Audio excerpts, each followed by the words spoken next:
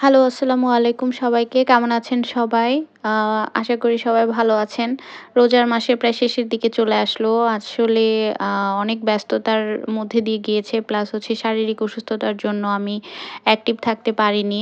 So এটা একটা হচ্ছে একদিনের ইফতার প্রিপারেশন আ ছিল আরকি। সো এইটা হচ্ছে বেসনের মধ্যে দিয়ে ডিম চপের প্রিপারেশন নেয়া হচ্ছিল। আমার হচ্ছে এই ডিম চপটা আমার খুব ভালো লাগে।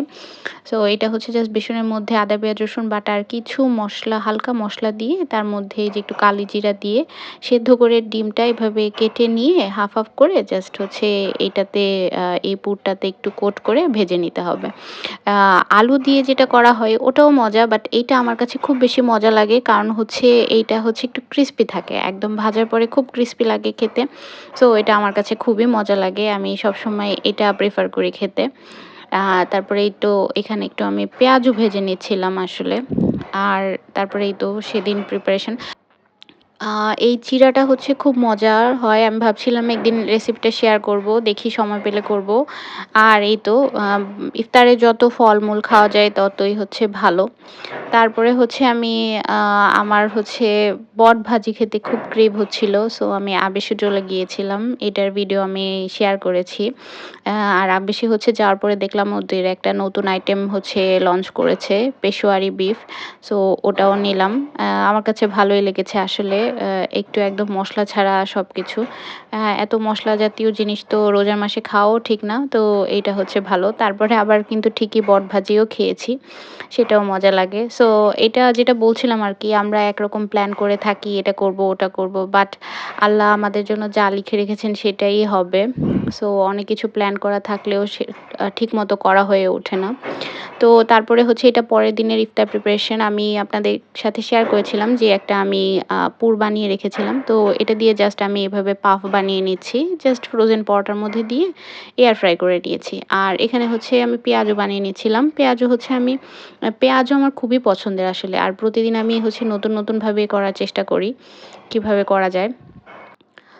সো এই তো আসলে অনেক কিছু প্ল্যান থাকে যে এরকম করব, এমন করব বা হচ্ছে ওভাবে রেডি করব। বাট হচ্ছে সময় স্বল্পতার কারণে আসলে আসলে কিছুই করা হয় না। দেখা যায় যে যত তাড়াতাড়ি ইফতারের সময় আমার দেখা যায় যে আজানই পড়ে যায় যে রেডি করতে, করতে সবকিছু। জানি না কেন সময় করতে পারি না। আচ্ছা যাই হোক, সো এখানে হচ্ছে যে আমি পাফটা করে নিয়েছিলাম সেটা আম রেডি হয়ে গিয়েছিল। আর হচ্ছে একটু নাগেটস ফ্রাই করে নিয়েছি। তো আর অবশ্যই ইফতারে ছিল ফ্রেশ আ তরমুজের জুস। আমার কথা হচ্ছে যতদিন তরমুজ থাকবে আমি ততদিন তরমুজ খাবো। আর আমি এখানে পাফটা দেখিয়ে দিচ্ছিলাম যে এটা কতটুকু মজা আর চিজি হয়েছে আরকি খেতে। তো তারপরে হচ্ছে আমি একটু সেহরির জন্য রান্না করছিলাম।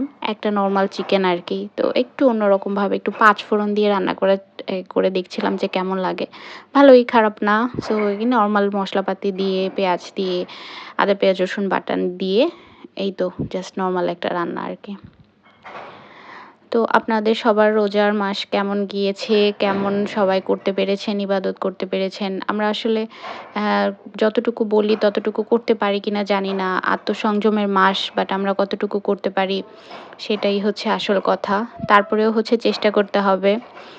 আর হচ্ছে আ সুস্থ থাকতে হবে সবচেয়ে বেশি। আর প্রচুর পানি খেতে হবে। যেহেতু আমাদের ডিহাইড্রেশন হচ্ছে, অনেকেরই দেখলাম গ্যাস্ট্রিকের সমস্যা হচ্ছে। তো ভাজাপোড়া কম খেয়ে, পানি খেয়ে তারপরে হচ্ছে চলতে হবে আরকি। সো তারপরে আমি আবার সেদিন বের হয়েছি। আমার ব্রাউনি খেতে খুব ক্রেভ হচ্ছিল। সো ব্রাউনি খেয়েছি আর মিস্টার ডিআইওয়াই এ গিয়েছিলাম। সো সবাই ভালো থাকবেন। Thanks for watching. আল্লাহ হাফেজ।